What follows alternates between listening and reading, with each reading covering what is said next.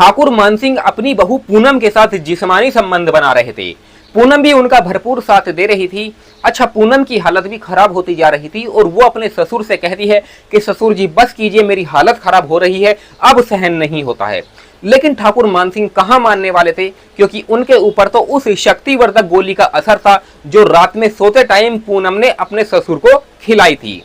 जी हाँ दोस्तों, ये सच्ची घटना मध्य प्रदेश के रतलाम शहर की है। अवैध संबंध के चलते एक ऐसा हत्याकांड हो जाता है जिसे सुनने के बाद आप भी हैरान और परेशान हो जाओगे। अभी तो कई सारे रिश्ते नाते शर्मसार होना बाकी है। इसीलिए दोस्तों मेरी आप लोगों से रिक्वेस्ट है, इस वीडियो को आप अंत तक जरूर देखिएगा और अभी तक आपने हमारे चैनल को सब्सक्राइब नहीं किया है तो चैनल को सब्सक्राइब कर लीजिएगा, क्योंकि इस तरह की सच्ची घटनाओं पर आधारित कहानी मैं आप लोगों के लिए लाता रहता हूँ। दोस्तों मेरा नाम है गुड्डू मलिक और आप देख रहे हैं हमारा यूट्यूब चैनल दास्ताने सफर। इस तरह की वीडियो आप हमारे चैनल पर मिलती रहेगी, इसीलिए आप लोग ज्यादा से ज्यादा कमेंट सेक्शन में अपना नाम लिखिए, क्योंकि अगली वीडियो में मैं आपके नामों की घोषणा करूंगा। चलिए दोस्तों, अब इस वीडियो को शुरू करते हैं और ये हैरान करने वाली कहानी आप लोगों को सुनाते हैं। 1 जुलाई 2005 दोस्तों, ये कहानी है मध्य प्रदेश के रतलाम शहर की। रतलाम शहर के अंदर एक कॉलोनी पड़ती है, आनंद कॉलोनी। उस कॉलोनी में 3 लोगों का बड़ा ही खुशहाल परिवार रहता था। खुद ठाकुर मानसिंह, उनकी एक बेटी, उनका बेटा केशव। ठाकुर मानसिंह की पत्नी की मृत्यु 2001 में ब्रेन हेमरेज की बीमारी की वजह से हो चुकी थी। ठाकुर मानसिंह के कारोबार की बात करें तो उनका कारोबार ट्रांसपोर्ट का कारोबार था और कई सारे ट्रक भी चलते थे। उनके कारोबार को उनका बेटा केशव ही संभालता था। कारोबार काफी अच्छा था, एक छोटी मोटी कंपनी भी थी। ठाकुर मानसिंह ने अपनी बेटी की शादी छिंदवाड़ा के संभ्रांत परिवार में कर दी थी 2006 में। बेटी की जब शादी हुई वो अपने घर चली जाती है और बड़े अच्छे से खुशहाल तरीके से वहां पर रहने लगती है। उसको वहां पर किसी भी तरीके से कोई दिक्कत परेशानी नहीं थी। अब बेटी की शादी करने के बाद ठाकुर मानसिंह को अपने बेटे की शादी की चिंता सताने लगी थी, तो ठाकुर मानसिंह ने कई रिश्तेदारों और दोस्तों से कह रखा था कि उसके बेटे के लिए कोई अच्छा रिश्ता लेकर आए, कोई अच्छी सुंदर सी लड़की लेकर आए ताकि अपने बेटे की वो शादी कर सके। कई सारे रिश्ते आए, लेकिन केशव ये कहकर टाल दिया करता था कि वो अभी शादी नहीं करेगा जब तक उसका बिजनेस बड़ा नहीं हो जाएगा। इसीलिए केशव ने अपने पिता ठाकुर मानसिंह से कहा था कि वो अभी शादी नहीं करने वाला है। ठाकुर मानसिंह ने केशव को उसके हालात पर छोड़ दिया था कि जब आपका मन करे तब आप शादी कर लेना। केशव सुबह ऑफिस जाता था और ऑफिस से वापस आता था। उसका कारोबार काफी अच्छा चल रहा था। उसके ऑफिस में एक लड़की काम करती थी जिसका नाम पूनम था। वो अकाउंटेंट में मैनेजर थी केशव की कंपनी में। केशव उससे बहुत ज्यादा लगाव रखता था और बहुत ज्यादा उससे प्यार भी करता था। पूनम भी उससे बहुत ही ज्यादा हंसी खुशी बातें किया करती थी और पूनम भी धीरे धीरे उसको पसंद करने लगी थी। ये दोनों एक साथ घूमने जाते थे, चाहे वो मूवी देखना हो या फिर कहीं घूमना फिरना हो या फिर शॉपिंग करना हो, ये सब काम एक साथ ही किया करते थे। मानो इन दोनों की सांसें एक दूसरे में बसी हो। ये दोनों जो भी काम करते थे एक ही साथ किया करते थे। अच्छा, केशव ने एक दिन पूनम से कहा कि हमें दोनों को कहीं घूमने चलना चाहिए। तो पूनम ने कहा कि मुझे अपने परिवार वालों से पूछना पड़ेगा, जब तक मेरे परिवार की इजाजत नहीं देंगे मैं आपके साथ नहीं जा सकती। तो पूनम ने कहा कि मैं आपको कल इसका जवाब दे दूंगी अपने परिवार से पूछ के। पूनम अपने घर जाती है और अपने परिवार वालों से पूछती है कि ऐसे ऐसे बात है। उसके परिवार वाले इजाजत दे देते हैं। अगले दिन पूनम केशव से कहती है कि आप प्लान बना लीजिए और मैं चलने के लिए तैयार हूँ। एक दिन प्लान बना लिया जाता है और पूनम और केशव एक जगह दर्शनीय स्थल पर घूमने के लिए निकल जाते हैं अपनी गाड़ी से। वहां पर जाके होटल लेते हैं, होटल में कमरा लेते हैं, रात भर सोते हैं।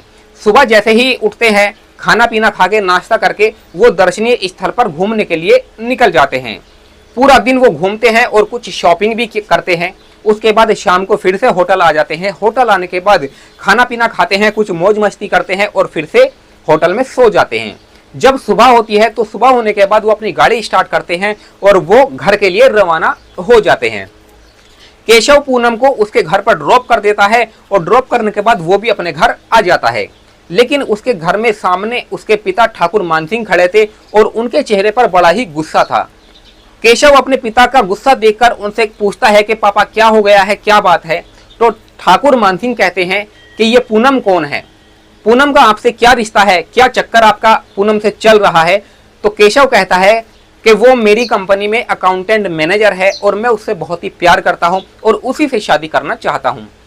केशव की ये बात सुनकर ठाकुर मानसिंह हंसने लगते हैं और अपने बेटे से कहते हैं कि बेटा, अगर ये बात तू पहले ही बता देता तो इतना टाइम नहीं लगता आपकी शादी होने में, पहले ही आपकी शादी हो जाती। ठाकुर मानसिंह उस अपने बेटे से कहते हैं कि क्या उस लड़की से और उसके परिवार वालों से हमें नहीं मिलाएगा। तो वो खुश हो जाता है और तुरंत ही पूनम को फोन करता है और कहता है कि मेरे पिता आपके परिवार वालों से और आपसे मिलना चाहते हैं। उधर पूनम भी अपने घर परिवार वालों को राजी कर लेती है और सारी बात बता देती है। दिन तारीख रख दिया जाता है और उधर ठाकुर मानसिंह और केशव और कुछ उनके यार दोस्त रिश्तेदार वगैरह तैयार होकर पूनम के घर की ओर गाड़ी स्टार्ट करके निकल जाते हैं। जब पूनम के घर पहुंचते हैं तो वहां पर खाना पीना होता है, बड़ी सारी बातें होती है। पूनम ठाकुर मानसिंह के सामने जब आती है तो ठाकुर मानसिंह उसको एक नजर में देख के पसंद कर लेते हैं, क्योंकि पूनम देखने में ही बेहद खूबसूरत थी, हसीन थी। जो भी इंसान उसे एक बार देखे वो देखता ही रह जाए। ठाकुर मानसिंह अपने बेटे का रिश्ता पूनम से पक्का कर देते हैं और चलते टाइम 5100 रुपए पूनम के हाथ में रख देते हैं शगुन के तौर पर और पूनम से कहते हैं कि आज से आप हमारी बहू हो। 4 अगस्त 2008 को पूनम और केशव की शादी हो जाती है। ये दोनों एक दूसरे के लिए 7 जन्मों के लिए बंध जाते हैं। केशव पूनम को अपनी दुल्हन बनाकर घर लेकर आता है। पूनम भी खुशी खुशी उस घर में रहने लगती है, किसी भी तरह की कोई दिक्कत नहीं थी। पूनम केशव के घर परिवार को बड़े अच्छे से संभाल लेती है और अपने पति का हाथ बिजनेस में भी बटाने लगती है। केशव का बिजनेस भी काफी अच्छा चलने लगा था, किसी तरह की कोई दिक्कत परेशानी नहीं थी। धीरे धीरे समय गुजरने लगता है, घर परिवार में किसी तरह की कोई दिक्कत नहीं थी। लेकिन अचानक कुछ ऐसा होता है जिसे सुनने के बाद वाकई आप भी चौंक जाएंगे। यानी कि 1 अक्टूबर 2008 को सुबह सुबह ठाकुर मानसिंह के फोन पर एक फोन आता है और फोन करने वाला व्यक्ति ये कहता है कि रतलाम शहर के अंदर आपके बेटे की कार एक्सीडेंट हुआ है और वहीं पर उसकी ऑन स्पॉट मौत भी हो गई है। जब ठाकुर मानसिंह ये बात सुनते हैं तो अपना आपा खो देते हैं और रोने लगते हैं और जब ये बात पूनम को भी बताते हैं तो पूनम भी अपना आपा खो देती है, चीखने चिल्लाने लगती है और रोने लगती है और तुरंत ही वो गाड़ी उठाते हैं और उस घटना स्थल पर पहुंचते हैं जहां पर केशव का एक्सीडेंट हुआ था। जब वहां पर दोनों जाकर देखते हैं तो दोनों आपा खो देते हैं, चीखने चिल्लाने लगते हैं, रोने लगते हैं और किसी तरह केशव को उठाकर घर लेकर आते हैं, मानो इनके घर पर दुखों का पहाड़ टूट गया हो। लेकिन दोस्तों, होनी को कौन टाल सकता है, जो होना था वो तो हो ही गया है। आखिर जिंदगी तो काटनी ही थी। उसके बाद ठाकुर मानसिंह और पूनम केशव का अंतिम संस्कार करके घर आ जाते हैं। अब जो होना था वो तो हो ही गया है, अब इन दोनों को तो अपनी जिंदगी काटनी थी। अब पूनम ने जो है अपने आप को संभाला और बिजनेस को खुद संभालने लगी थी, यानी कि बिजनेस को पूनम ने खुद संभाल लिया था। अब यहाँ पर जो है उसकी जिंदगी भी फिर से कटने लगी थी। हालांकि दोस्तों, कहा जाता है ना कि जब जवानी की आग जब फूटती है तो कई अपने साथ रिश्ते नाते डुबो ले जाती है। पूनम विधवा तो हुई थी लेकिन वो अभी जवान थी, उसकी जवानी अभी भी फूट रही थी। पूनम अपने उस बिजनेस को तो संभाल रही थी, लेकिन पूनम ने सोचा कि इस बिजनेस को कहीं ना कहीं मैं पूरा ही अपने कब्जे में कर लूं, लेकिन उसके लिए ठाकुर मानसिंह को कब्जे में करना बहुत जरूरी था। अब वो दिमाग लगाने लगी थी कि ठाकुर मानसिंह को किस तरह से कब्जे में किया जाए, किस तरह से उसको रास्ते से हटाया जाए। उसने कई सारे दिमाग लगाए, लेकिन कई सारी प्लानिंग बनाई, लेकिन कई बार प्लानिंग फेल भी हुई। अब पूनम जो है एक ऐसी प्लानिंग बनाती है जो रिश्तों को शर्मसार करने वाली थी। जब आप इसके बारे में सुनोगे तो वाकई आप भी हैरान और परेशान हो जाओगे। एक दिन पूनम बाथरूम में नहा रही थी और उसने जानबूझकर तौलिया बाहर छोड़ दी थी। वो अपने ससुर से कहती है कि ससुर जी, मैं नहा रही हूँ, मुझे तौलिया दे दीजिए। तो ठाकुर मानसिंह तौलिया उठाते हैं और बाथरूम की तरफ बढ़ते हैं। पूनम जो है बाथरूम का दरवाजा खोल देती है और जैसे ही बाथरूम के दरवाजे के अंदर वो झांक कर देखते हैं ठाकुर मानसिंह, तो जो पूनम थी वो निर्वस्त्र खड़ी है, उसके शरीर पर एक भी कपड़ा नहीं है। ठाकुर मानसिंह जब ये नजारा देखते हैं तो उनका दिमाग खराब हो जाता है, वो हैरान रह जाते हैं और अपनी नजरें नीची कर लेते हैं। पूनम उनकी तरफ देखकर मुस्कुरा देती है और जोर से तौलिया खींच लेती है और दरवाजा बंद कर लेती है। ठाकुर मानसिंह ने जो ये देखा था वो सब हैरान और परेशान करने वाला था। उनके दिमाग में सिर्फ पूनम ही पूनम चल रही थी। अब पूनम जो है वो बाहर आ जाती है नहाकर। ठाकुर मानसिंह पूनम की तरफ देख रहे हैं, पूनम ठाकुर मानसिंह की तरफ देख रही है। जब शाम हो जाती है और सोने का समय होता है रात में, तो ठाकुर मानसिंह को सोते समय दूध पीने की आदत थी। इसलिए पूनम जो है दूध लेकर आती है ठाकुर मानसिंह के लिए, लेकिन उसमें वो एक ऐसी गोली मिला देती है जो सेक्स वर्धक शक्तिवर्धक गोलियां होती है, वो उस दूध में मिला के ठाकुर मानसिंह को पिला देती है। 1 घंटे के बाद लगभग उस गोली का असर ठाकुर मानसिंह के ऊपर होने लगता है। उनको उत्तेजना पैदा हो जाती है, वो अपने आप को संभाल नहीं पाते हैं, एक भेड़िए की तरह बर्ताव करने लगते हैं और वो पूनम को हाथ पकड़कर अपनी ओर बेड पर खींच के ले आते हैं और उनके साथ जबरदस्ती करने लगते हैं। हालांकि पूनम तो ये चाहती थी कि वो उनके साथ जबरदस्ती करे और देखते ही देखते ये पता ही नहीं लगता है कि उन दोनों के बीच में फिजिकल रिलेशन कब हो गए। दोनों रंगरलियां मनाने लगते हैं। धीरे धीरे मानसिंह जो है बड़े एग्रेसिव होते जा रहे थे, पूनम की हालत खराब होती जा रही थी। पूनम बार बार ठाकुर मानसिंह से कह रही थी कि अब बस कीजिए, बहुत हुआ, मैं थक गई हूँ। लेकिन ठाकुर मानसिंह कहाँ मानने वाले थे, उनको तो असर उस गोली का था जो उनके ऊपर असर कर रही थी।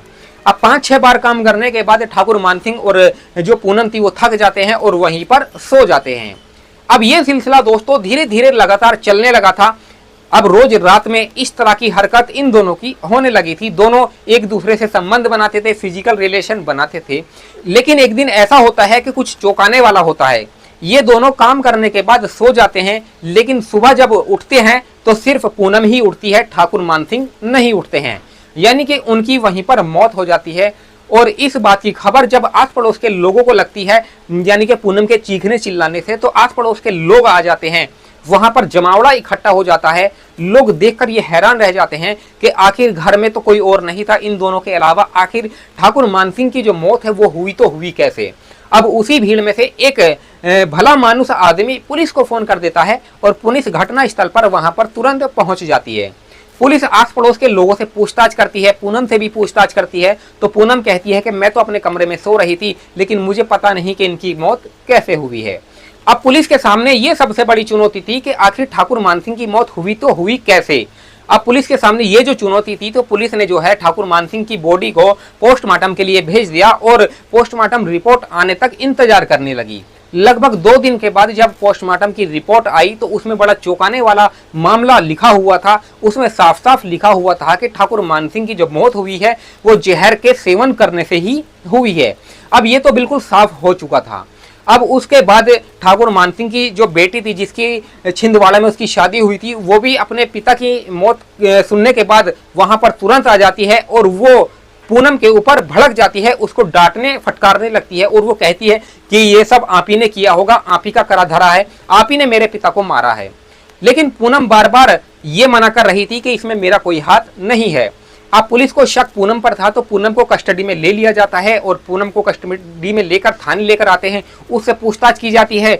शुरू में तो पूनम चली चली बातें करती है, कुछ बताती नहीं है, लेकिन जब बाद में पुलिस सख्ती से पेश आती है तो पूनम टूट जाती है और पूरी घटना बता देती है। हालांकि पूनम की जो नज़र थी वो ठाकुर मानसिंह की प्रॉपर्टी और उसकी कंपनी के ऊपर नज़र थी और उसको हथियाने के लिए, उसको पाने के लिए उसने ये षड्यंत्र रचा था। तो जब पूनम ये सारी बात बता देती है, पुलिस पूनम को गिरफ्तार करके उसको धाराओं में मुकदमा दर्ज करके जेल भेज दी जाती है। तो दोस्तों कहा जाता है ना कि लालच जो होती है वो बड़ी बुरी बला होती है। अगर कोई भी इंसान लालच में आ जाए तो हो सकता है ये रिश्तों को शर्मसार भी कर दे, और जैसा कि इस केस में देखने को हमें मिला। यानी कि पूनम की जो नज़र थी वो ठाकुर मानसिंह की प्रॉपर्टी पर थी, इसीलिए ठाकुर मानसिंह से उसने अवैध संबंध भी बनाए, नाजायज संबंध भी बनाए और कई रिश्तों को शर्मसार कर दिया। जब अखबारों और सोशल मीडिया के माध्यम से लोगों तक इस बात का पता लगा तो लोग बड़े हैरान और परेशान हो गए कि कोई बहू अपने ससुर के साथ ऐसा कैसे कर सकती है। जी हाँ दोस्तों, तो ये कहानी बस इतनी ही थी। तो ये कहानी आपको कैसी लगी आप हमें कमेंट सेक्शन में जरूर बताइएगा। और मेरी आप लोगों से यही रिक्वेस्ट है, अगर आप भी अपना नाम हमारे मुंह से सुनना चाहते हैं अगली वीडियो में, तो इस वीडियो की कमेंट में आप अपना नाम और अपनी सिटी का नाम जरूर लिखें, ताकि अगली वीडियो में मैं आपके नाम की घोषणा करूंगा। चलिए दोस्तों, मिलते हैं फिर किसी और वीडियो में। तब तक आप स्वस्थ रहिए, मस्त रहिए अपने परिवार के साथ। धन्यवाद।